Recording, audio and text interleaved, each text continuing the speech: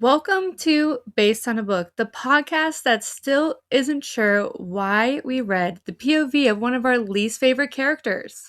I'm Keri, and yes, this was my original idea.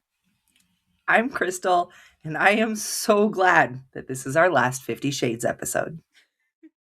And I'm Lindsey, and I'm happy to be freed from this series. We all are, honestly. We've been trapped.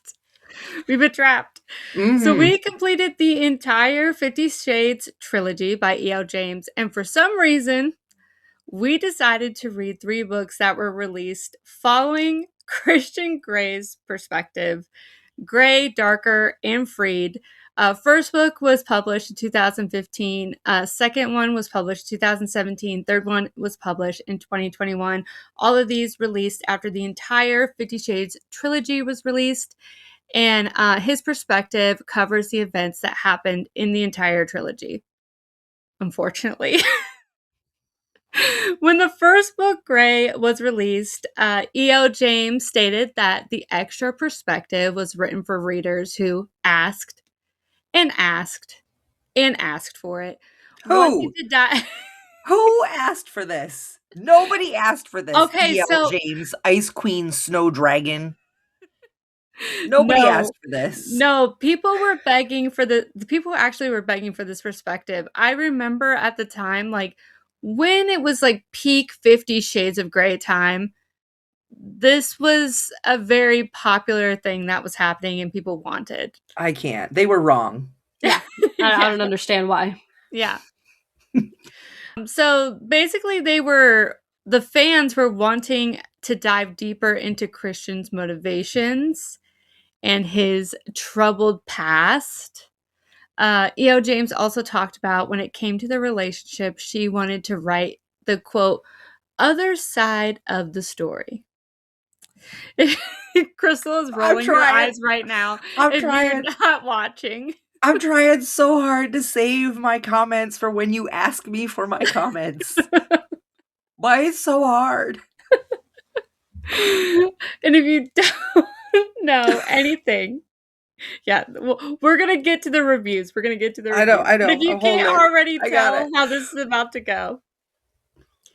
So if you don't want to know anything about 50 Shades, or want to get our thoughts on the trilogy before we get into Christian's perspective, all the way since the beginning, we will link those episodes in the description. But this episode will be full of spoilers, as it will be covering the entire trilogy and our thoughts on basically our entire reading experience, because this is about to wrap all that up. Before we get into our ratings, and Crystal is just dying right now. I'm trying so hard. We're actually going to play a little game first. You know, we're going to laugh, break the ice a little bit before we get into what we can all assume are not the greatest reviews. But before we get into that, let's start the episode with a fun little game that I'm going to call Christian Said What? How this works is I'm going to read a line, and both Lindsey and Crystal, and anyone listening or watching, is going to guess if it's a real quote from the book or if I just made it up. Oh, man. All right?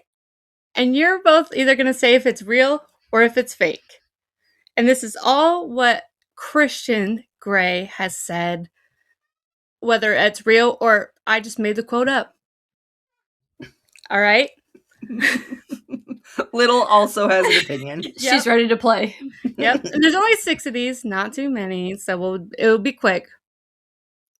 First quote I have is, I howl at the gray sky above me. Christian said that. That's correct. He said that in Free. He did say that. Because he said that and I went, he howled. What the hell? Are we back in Twilight? I remember thinking that when I read it. Yep.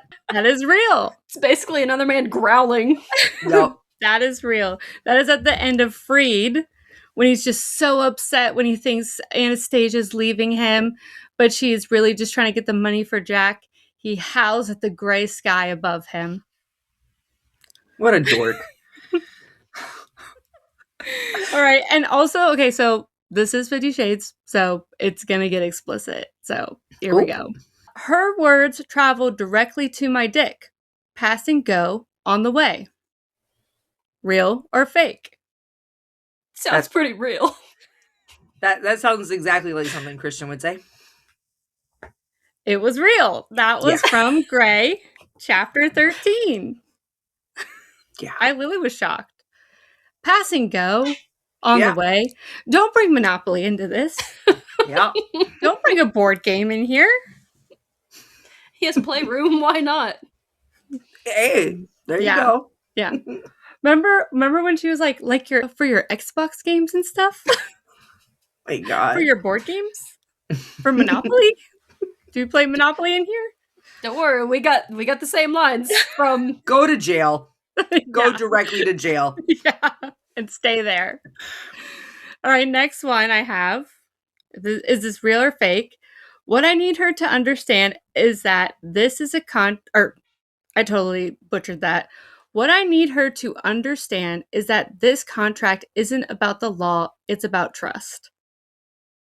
That's very much a Christian thing. I think that sounds kind of fake. Or fake? I think that sounds fake. I think it's real. It's real. It's from Gray. I think they're all going to be real because he said some dumb shit.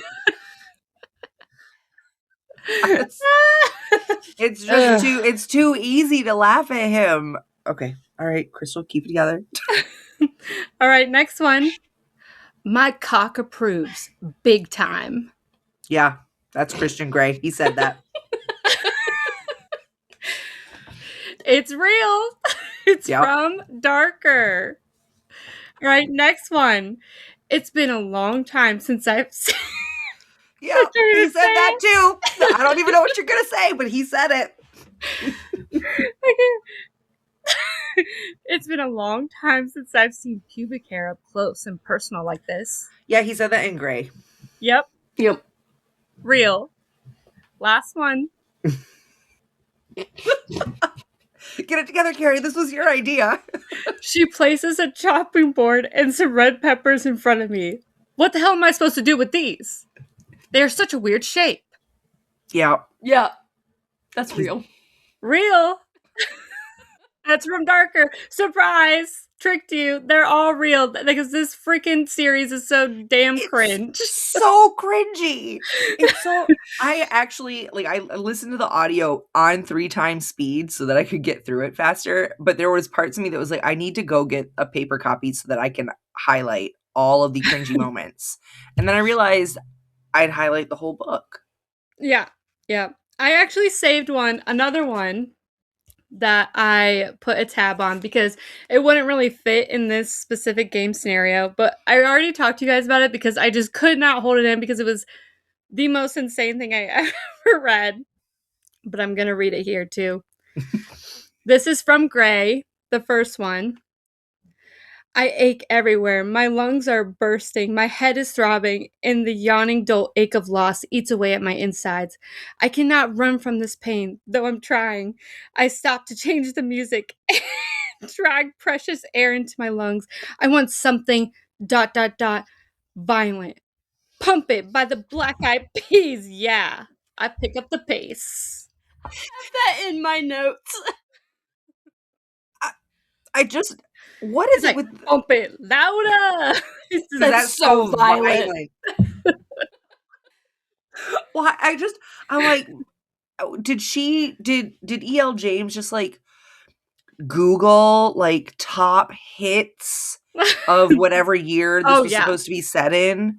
You know, because there's so much music in all of these books and it's all the weirdest shit.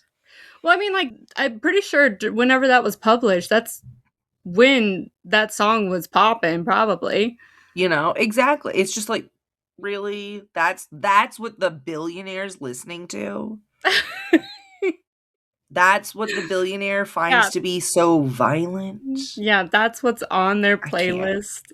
That honestly sent me to orbit. Like, I was listening to the audiobook and I cackled out loud at that part. Yeah, I did too. Oh, man, those quotes were killing me. All right, let's get into our book ratings. All right. So I want to know first, ratings for the books overall, and if they're different for each of the books. It could be the same for all of them, or if it fluctuated at all for all of the books. Crystal, I'll start with you because you're ready. Nope, I want Lindsey to go first because everybody already kind of knows where I'm going to go with this, and I want to know what Lindsey has to say. Okay, Lindsey, you go first. So my rating for Gray and Darker is the same. I gave them both 1.5 safe words. And then Freed, I will say, was a little more entertaining because there were more scenes that weren't in the 50 Shades, the original trilogy. So that one was a little more entertaining. I gave that one 2 popsicles. Okay. All right. Yep. Why? Why? God, give me some more thoughts here so that I don't come across as a complete total bitch. Oh, okay. Well, okay, so Gray and Darker are literally 50 Shades. Yep. The exact same scenes. Mm-hmm. And it did not help me like Christian anymore. So I didn't want to hear from his perspective. His thoughts and his actions don't align. And it made me dislike Anna even more. So. Yeah, I'm going to have to agree with that.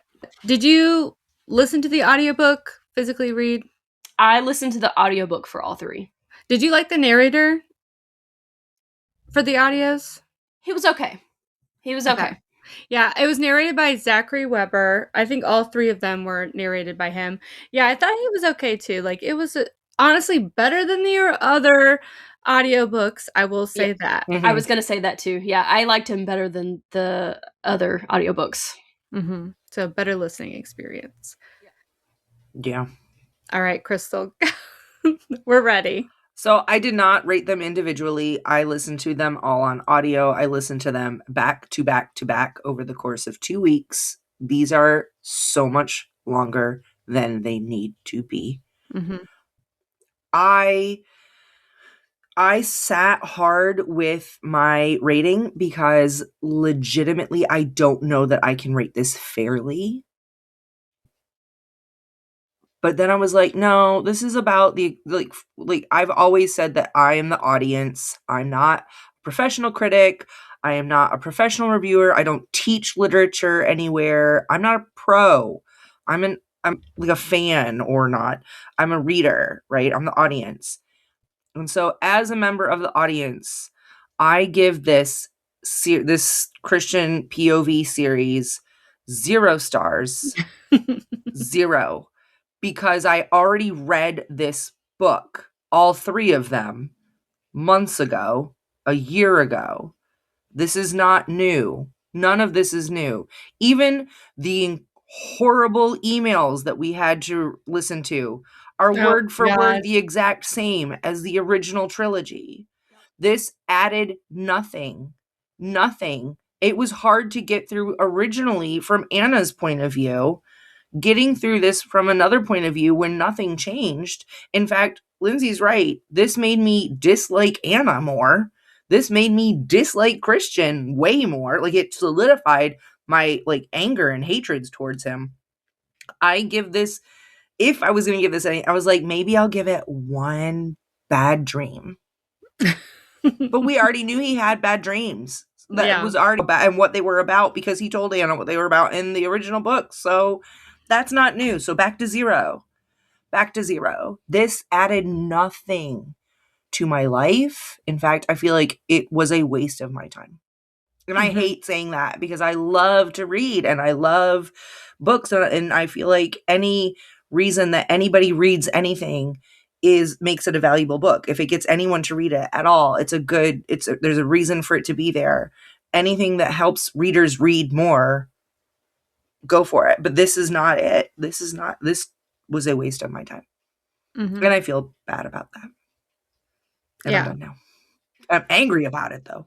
Yeah. Guilt and anger, because I hate saying that. Obviously, E.L. James, Snow Queen's Ice Dragon, put effort into making these books. You know, she she as a writer is not an invaluable person, and this is not an invaluable contribution to society. Just to my life, waste of my time. Mm-hmm. I mean, she was doing something right because she's got more money than I do. yeah. I mean, like, she was selling all these dang books, and movies. And these movies and stuff. So she's doing something right. But yeah, I feel the same. Like, I don't want to be a freaking negative hater, Like, I hate being that person. Like, I really do want to like this stuff.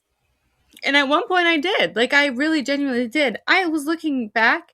I had read Gray and Darker at one point in my life, way back forever. I actually had Freed sitting on, I have like a red shelf that's to the right of me, and on the other side of my room is like my unread shelf. And I had Freed on my unread shelf as the only one I had not read in this entire series.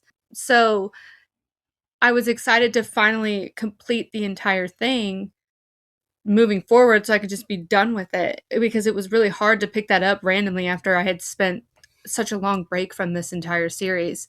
But I will say that I'm kind of with Lindsey on this, where like I want to give like Gray and Darker like a 1 and give Freed like a 1.5, because it did have a little extra stuff that was not in 50 Shades Freed, which was like something that you hope to see when you're getting like a different perspective story. Like, this is what, honestly, to be fully transparent, I think that all this really needed was maybe like a couple chapters of his point of view in the back of the book. You know what I mean? In the back of 50 Shades of Grey or something. Because there were moments in 50 Shades Darker and 50 Shades of Grey that we don't necessarily see because they're separated. So, like, we don't see his point of view in those situations. Right. So I can see that where we just get the extra chapter or something like that. You know what I mean? But we don't need a freaking 30-hour audiobook to go over these events. Like, that is absurd. And I am baffled how long these books are and compared to the series, and the fact that it's so repetitive. I find that absolutely ridiculous. And I want to like that stuff. Like, I want to go into it with an open mind. I want, I was hoping going into this that maybe, like, I don't mind an unlikable character. Like, a character I hate going into it. I was, like, excited to see, like, hey, maybe this is about to change my perspective on some dude that I really can't stand. Right. And, like, that would be really cool on the author as a writer in general to be able to do that, But, like, it's so tedious and it's annoying. so tedious because, like, seriously, full conversations just copy and pasted from the original books. The emails just copy and pasted from the original books. It literally, like, and I feel like when we have different POVs like this, I want to see the stuff I haven't seen yet. I want to learn the stuff I didn't know about.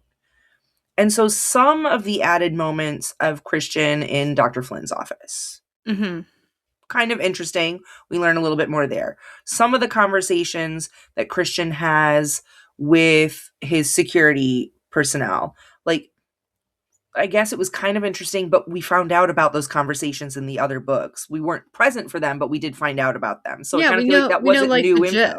Yeah. I like, we want to learn something new. And I feel like we didn't get that. We got Charlie Tango. We got that. We did. The actual, what was happening. That was kind of interesting. Yeah. So let's talk about what actually was different. Like, what actually came out of this series that actually was different. Starting with Gray. Like, I genuinely cannot think of scenes in Gray outside of maybe, like, points of his past. Like, we get flashbacks into his past that are super quick kind of like whether they're a nightmare or just incorporated where something is like triggering a memory. A lot of it with like Mrs. Robinson, which like I don't even want to see, you Nope. know. Nope. And yet we are getting graphic details on, which is just disturbing in itself. Mm-hmm. And then we're also having to listen to the argument of him defending Mrs. Robinson. Right. I definitely didn't want more of that. No. Yeah. Yeah, I absolutely hated that. And as he's defending Mrs. Robinson, we're getting explicit detail of their past relationship. And I'm just like, why? If we know we as readers know what the end game is, right? Mm-hmm.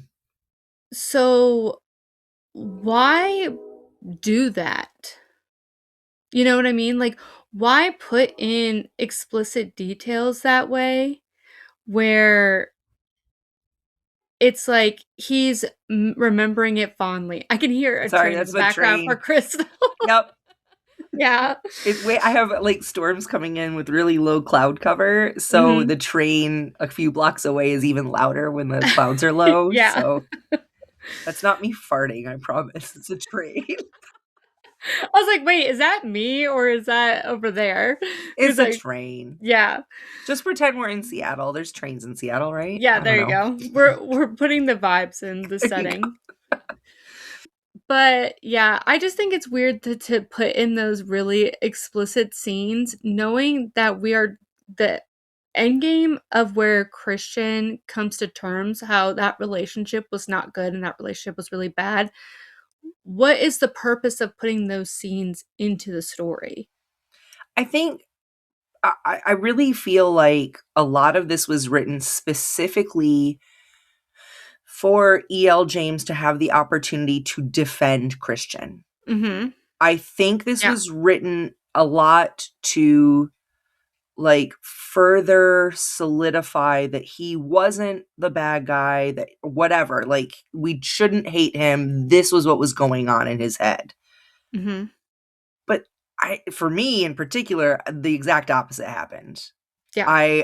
It only solidified that he was just incredibly immature, that he was not ready for this. Like at one point he even tells Anna that like, you know, I'm not trying to, or I like you just the way you are. I just think you should blah, blah, blah, blah, blah. So basically I like you just the way that you are, but I need you to change. Like, I like you the way you are, but you'd be better if you changed. Mm-hmm. Like, what do you know what I mean? Like, that kind of stuff out of somebody who's supposed to be mature. Mm-hmm. Like, I feel like writing this perspective is insinuating that he is mysterious and not a predictable person when I find him the most predictable character I've ever read. Yeah. And I can read him like a book. Literally. Yeah, literally. So whenever I'm reading his perspective, I'm like, oh, so you're exactly who I thought you were. Mm-hmm. So what's the point of this? You know? You read the original 50 Shades trilogy and you're like, man, does this man ever work? And then you read his point of view and you're like, oh, yeah, no, he doesn't. He doesn't ever work. Exactly. You're like, oh, this guy is an asshole. He's got a troubled past. He, you know, obviously has a lot of trauma due to his childhood. You know, he never really grew up due to his trauma in his childhood. We read his point of view. Oh, that's literally what it is. That's literally what happened. Yep. Okay. And like, that's all we're gonna get. I mean, yeah, there's a little extra detail into it to the point that you're getting a little more flashbacks, I guess. But I don't see us getting any extra perspective behind his actions. And I feel like that's what a different POV is supposed to do. It's supposed to give us some insight into maybe reconsider a part of the story we thought we knew. Yeah. Or, the way the story was originally told, but is it really like that? It's supposed to like change the way we think about something. Mm-hmm. And none of this changed anything. It didn't tell the story from a different angle. Like, I feel like, honestly, the POV I almost want to see is like Dr. Flynn's POV, or the Gray's parents POV, like watching their, raising their kids, adopted children, like one of those POVs. Shoot, Jose. Let's see Jose's POV. Like watching your friend, like Kate, yeah. Yeah. At one point in the book, like, in Gray and in 50 Shades of Grey, at the end when she like finds the contract and a copy of his contract or whatever, and she's telling Anna, like, what has he gotten you into? And she's like, geez, I left you alone for 16 days and this is what happens. I want to see Kate's POV.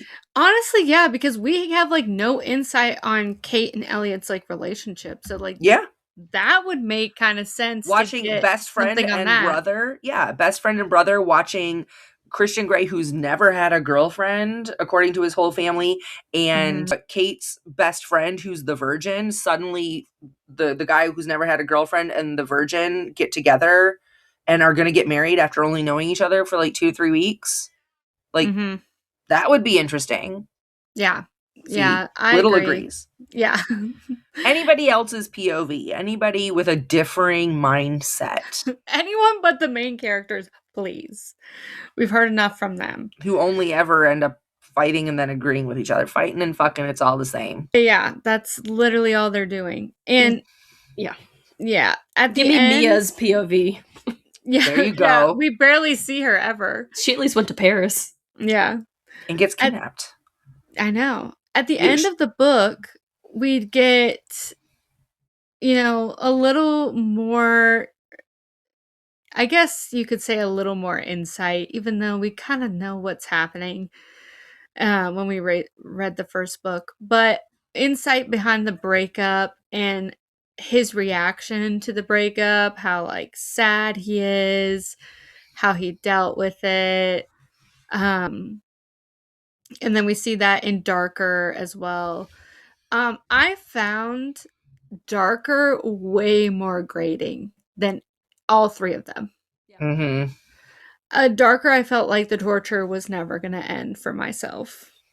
Like, it never. It went horrible. On. Like, seriously, I listened to this on 3 times. And I know that for a lot of audio listeners, that's like whoop-de-doo. I am very much a 1 to 1.5 person. I like to, when I'm listening to a book, I want to think, I want to have time enough to like pause it if I need to rethink something or to back up without it having to hit back up 17 times. Because I'm doing dishes, I'm doing laundry, I'm driving, like I'm actually doing stuff while I listen to these audiobooks. And so I can't let it go fast or else I'm going to miss something. But this one was just so tedious. Yeah. I could barely get through it. And this is probably, even though it's not the longest one, the one that took me the longest, because I kept just like realizing, hey, I've zoned out. It's time to pause and go do something else. And I couldn't do a lot of it in big stretches. Yeah. I just couldn't. It couldn't keep my focus. Yeah. It was pretty horrendous.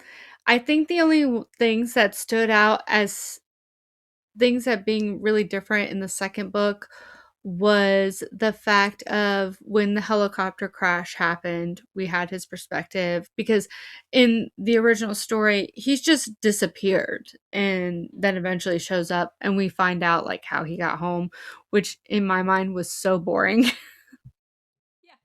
Yeah, literally such a boring story. Like they crash and then he just like hitchhikes his way home. Boring and honestly unrealistic to me.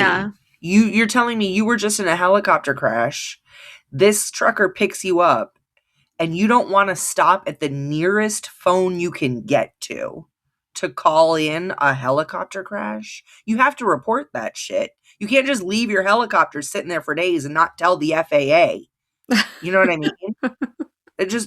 But he's just like, oh, you don't have a cell phone and mine's dead, so I guess just keep driving for the next few hours till we get to Seattle. Takes a nap.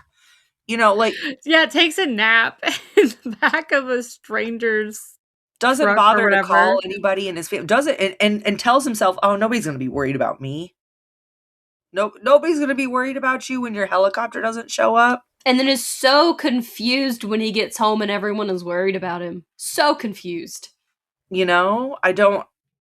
And then Anna, she goes to the bathroom for 5 seconds and like all hell breaks loose. Like it's like ridiculous. And Like gone for 5 seconds. And legitimately, again, you were just in a helicopter crash. And I get that he like landed safely or whatever, but you still need to be checked out by medical personnel. If that had been Anna in the helicopter and not Roz, then he would have been like, I need you checked out by a doctor. Like, that was a traumatic event. You have to get checked out. But he didn't. Mm-hmm. Roz was just like, she'll be fine. She can wander through in her broken heels. He would have been shooting off flares, sending off smoke signals. Like, he would have gotten everyone there. Right? But no, they're just gonna hike, find a trucker to take him the rest of the way. Like, what? It makes no sense. No sense. The other scene I liked that was in Darker at the very end when we have the confrontation with Mrs. Robinson, we actually got to see that conversation he has like with his mom, discussing what has happened with Mrs. Robinson in the past whenever the mom finds out. I thought that was interesting, and I actually was like, oh my gosh, I actually get to know what happened in this conversation because Anastasia in the original series walks away. I thought that was interesting. I like that we got that perspective for that conversation. But is there anything in the first two that stuck out to you guys as something different that we got? No, I think that was about it, really. The helicopter and the conversation with Grace. Mm-hmm. Yeah. And then I will say, though, in Darker, we get to see him interact with his employees a little more. Yeah, that's true. We see that relationship with them more. Yeah. Like, although he's not super close to anybody that he works with, you can tell that he treats them well. Mm-hmm. Like, and then at one point, like, his PA does she get married in Darker, or is that in she gets married and she didn't tell him that she was getting married, and he's like, why didn't she tell me, and I was like, why would she tell you shit? She doesn't have to. She's an employee. Back off. You are not her like best friend, okay? I don't tell my boss why I'm taking time off. Like, personal every single time. Personal. None of your business. I think he was also more upset, like, the fact that he wasn't knowledgeable about their personal life when everyone else was. And whose fault is that? Yeah. Like, he was mad at himself. Poor 50. Nah, bitch. Pay attention if you want to know shit. Ask questions. Yeah. Yeah. And then in Freed, we actually, like we indicated before, we actually get a lot of... I'm not going to say a lot. I'm not going to give it that much. We get some different perspective and different information because in 50 Shades Freed, it immediately starts with like the honeymoon part. And in Freed, his perspective, it starts very soon after 50 Shades the same Darker. night. Yeah. So we actually get a whole chunk of scenes from the point that they get engaged to the honeymoon that we do not have in 50 Shades Freed. And at first I was super excited. Because I was like, yes, new material. And then it was like, none of this is... And I already knew about this because there are flashbacks in 50 Shades Freed. Yep. So we hear about all this. Yeah. Yeah, it wasn't like as detailed, but it was just kind of like talking about what had happened. I was super confused. I was expecting the same, like we got in Gray and Darker. I was expecting the exact same story, and I was like, wait, did I miss this in 50 Shades Freed? Oh no, this is actual new material. Yeah. But it was just so boring. Like, it was just a freaking snooze fest, man. And the only other thing that I found interesting that felt new, where I had assumed differently in the original, but saw it differently in his perspective now, was when she, skipping all the way to the end, All right, we're flying to the end. She calls him about the money and taking the money, and he's just like, okay, just take it. Like, she's leaving me, blah, blah, blah. I don't know if this is ever brought up in the original book, but it never clicked with me that the only reason he realized what she was doing was because Jack had been released. It didn't click for him that she would never do this. Kind of like how the movie does it, where he's like, she's obviously in trouble, like she wouldn't be doing this. Mm-hmm. That's not how the book is. Nope. He only figures it out because Jack got released. He was on bail or something. Mm-hmm. Yeah. And that's the only reason he figured it out. And I thought in the book, for some reason, it clicked with him because he was putting 2 and 2 together, like she would never do this. And he found out about Jack. But now, he just assumed that she was leaving, no matter what.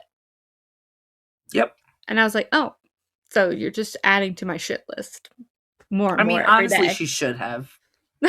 Yeah. Because we also see his perspective after he, like, loses his shit about her being pregnant. Mm-hmm.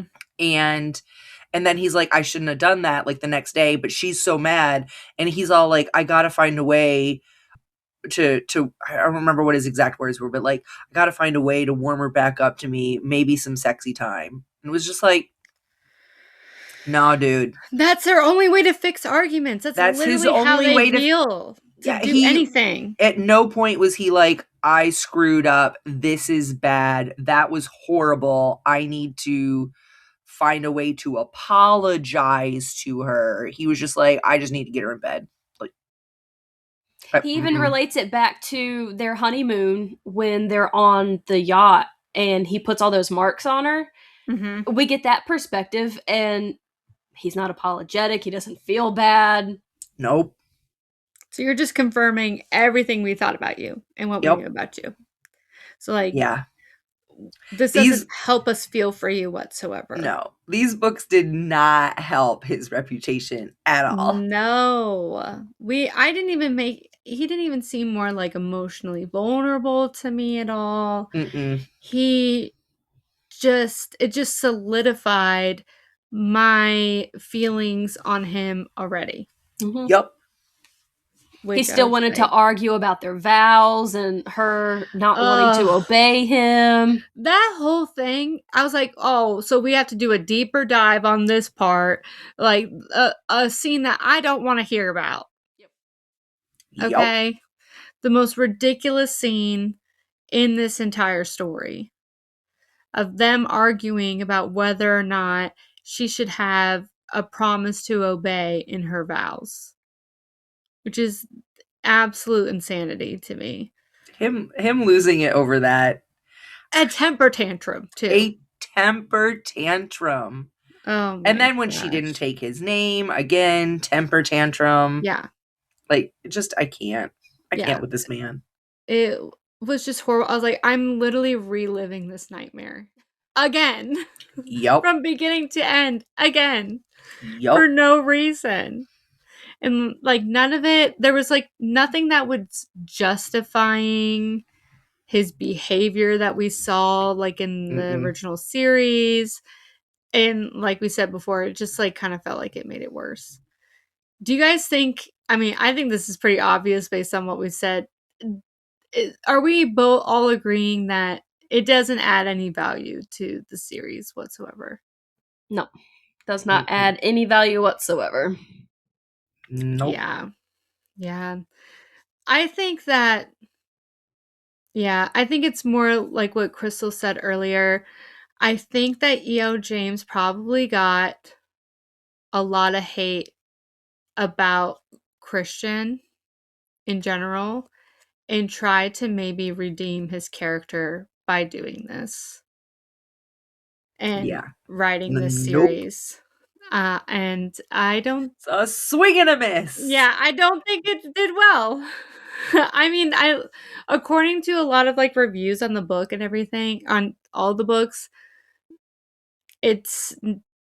A lot of people don't really enjoy this series, the spinoff of it. I mean, but it's still she still published all 3. So there was an incentive still there to do that, which I think is interesting. I think it's pretty obvious. Our final verdict of worth the read or skip Oh, is a skip. skip on Skip. this one. Honestly, though, either or. Either read the original 50 Shades series or read this Oh POV my because they're gosh. basically the same. That is so true. Honestly, if anyone has done that where they have read his perspective and hasn't read the original, I really want to know that. Yeah. So let us know if you've done that, because that would be kind of crazy. I kind of want to go into question of the episode. If you've read any POV retellings or any other ones, I kind of stay clear from these a lot of the time because I think there is such thing of too much of a good thing, Mhm. where I think that sometimes when we beg for like other characters' perspectives, I think a lot of the times it doesn't do well for a lot of reasons, specifically something like this, where it's just kind of retelling the story. Mhm. But I don't know. Do you guys have any ones that you actually like? I know, Lindsay, you just read Midnight Sun not that long ago. Yeah, I did. Wow, I just completely blocked that out of my memory. I completely Yeah. forgot. Yeah. I was racking my brain. I was like, what other POVs have I read? Yeah, I read Midnight Sun. And yeah, it was a lot of the same story. And it Yeah. was longer than Twilight. It was you don't That's need what it. I'm saying. Is like, how do you do that? Like, how do you actually write it in a way that makes it intriguing? I mean, I have never read like this situation where it is Yeah. literally an entire series and now we're going to read the same series from a different character's POV. I've never done that before this. Yeah. But I have read books that are different characters' POVs of stories that I know, right? You see that a lot with villains. You get the villain's POV, like the movie Maleficent, right? We see Maleficent's point of view of Yeah. what happened. Or recently I read How to Summon a Fairy Godmother, which is by Laura J. Mayo. It's a Cinderella what if. Oh yeah. And it's from the Mm. perspective of one of the stepsisters. And she retells at the beginning kind of what happened, but from her point of view. And then we go into like what's happening afterwards from to her. Like, is that Maleficent that you have? This is Fairest of All. This is Snow White from the Wicked Queen's perspective. Nice. I have not Mm. read this in years, but I liked it when I first read it. I'm telling you, like seeing, and that's why I think different POVs, especially from villains, because now we're not getting the same story, we're getting the other side of the story. Yeah. But with Christian and Anna, we didn't get the other side of the story. It was the same story. Mm-hmm. Yeah. You know? So I love seeing the other side of the story. I love seeing stuff like that. You know, even like Hook, although not really a Peter Pan retelling of the story, POV, it's kind of a different side of what happens, you know, from a different perspective.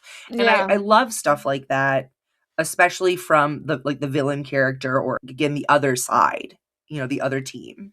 Mm-hmm. Like I would love to read a Twilight POV from the Volturi.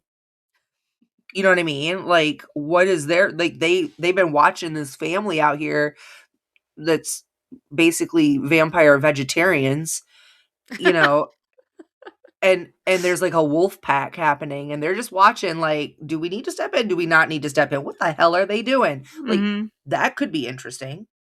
Yeah. But I don't want to hear. I don't want to read, you know, Edward's point of view because we already know that story. Yeah. You know. Yeah. That makes total sense. I think the appeal, specifically speaking on the Edward one, was at the time, and I think this is kind of what the Christian thing was with Christian Grey,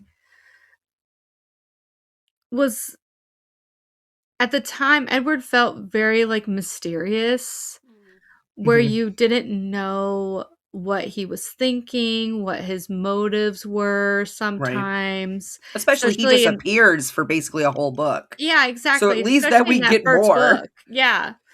I think that was kind of the incentive on that too, but I feel like it's been too long since that story. So then it like came out way later that it kind of feels like, okay, we know exactly what he's doing now. You know what I mean? Yeah. I think my favorite part of Midnight Sun was getting Alice's perspective. Yeah. There you go. Someone that's like completely outside the relationship, like what Crystal said. So that's totally fair. And I wonder, would these have been better if I had read them in tandem and we didn't have so many conversation and email overlaps, right? Like take that out and read them in tandem. Yeah. Could that be interesting? Like, I don't know. Yeah. We did not need the emails. Books. We did not need the emails. No. Absolutely not. No. I was just filling pages. Yeah. Like, there's a part of me that's like, did she have a contract with her publisher for so many pages? Oh. You know what I mean? Because there's so much that is copied. Literally copied. Even the signatures, the timestamps, the signatures, every time. Yep. I can't believe we did that. But we read Christian's POV, so you don't have to. You're welcome. You're welcome. Maybe this was enough to tell you what to expect and convince you it ain't worth it. But maybe it piqued your curiosity just enough to try it. Let us know. Maybe, you don't know. But let us know if you've read the entire series and all your unhinged thoughts on Christian Grey in the comments, because we would love to see them. I personally can't wait to never look at this series again. And my copies will be going to the thrift store next to the 500 other copies already waiting there for it. Mm-hmm. You can check out all our links in the episode description. And if you enjoyed this episode, leave us a rating or review because it really helps us out. That link also includes our adaptation submission form. So you can submit a series you would love to see us cover next there, because we just finished a series on here. Yay! Next week, we will be finishing up his Dark Materials. But for now, don't forget to blast Black Eyed Peas when you need to help get through your day. We will see you in the next chapter of Based on a Book. Bye! Bye!